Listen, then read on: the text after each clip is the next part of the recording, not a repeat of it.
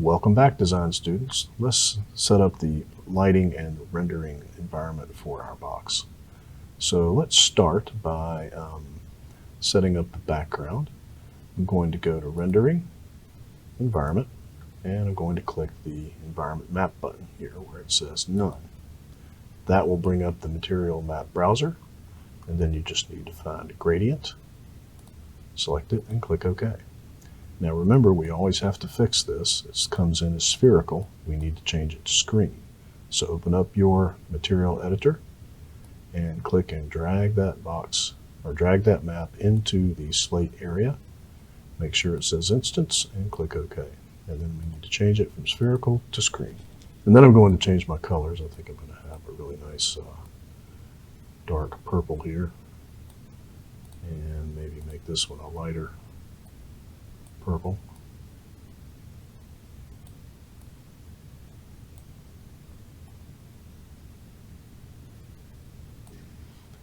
And then make this one, I'm going to try black and see what that looks like. And then we need to create our shadow plane. So we can close these two windows. We're going to go back to 4 viewports by pushing Alt-W on the keyboard. Find your top viewport, zoom way out, go to the Create tab, select Geometry, and select Plane. And then click and drag a plane underneath your box. Then go to the Modify tab, and now we need to create some lights. So let's go to the Create tab, select Lights, click, make sure you have Arnold selected, click the Arnold light button, and click somewhere in your scene. And then go to the Modify tab, and make sure that this light is a sky dome. And then instead of creating another light, let's go ahead and expand our perspective viewport and zoom out. You can see we have that light selected. I'm just going to select that light that I just created, hold down Shift, and move a copy up above my box. And click OK, make sure it's a copy. And then we're going to change that light from a sky dome to a point light. And then the next thing we need to do is add the matte shadow material to our plane.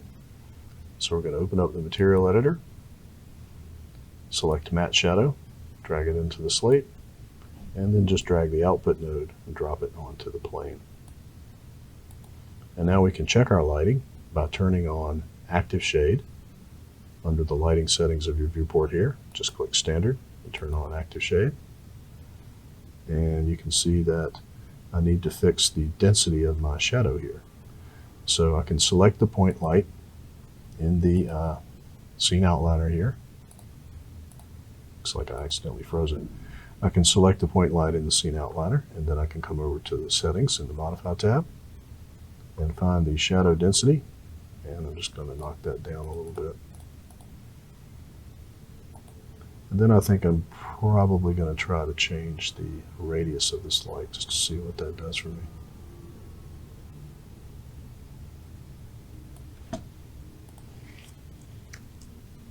And now we're pretty much done with setting up the environment here. It looks pretty good. I'm going to turn off active shade. And I want to render this now.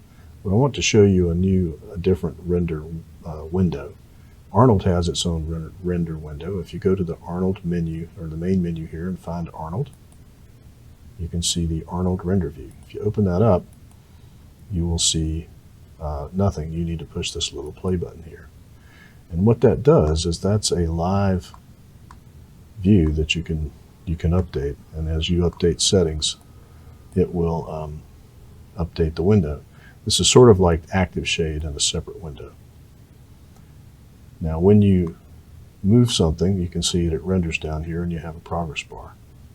You need to let that finish rendering, and then you can save the image from here. Just go to File, Save Image, and name it.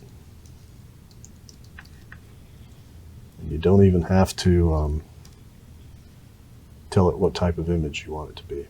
One interesting thing about the Arnold render view is it has this little camera here. If I click this you can see that I've taken a picture of the current render.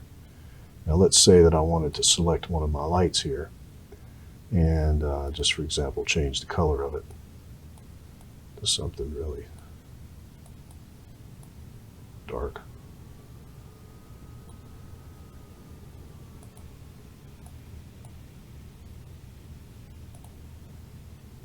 You can see that my shadow color changed. Now I can go back to this image, or I can take a picture of this, and then I can toggle back between the two to see which one I like better.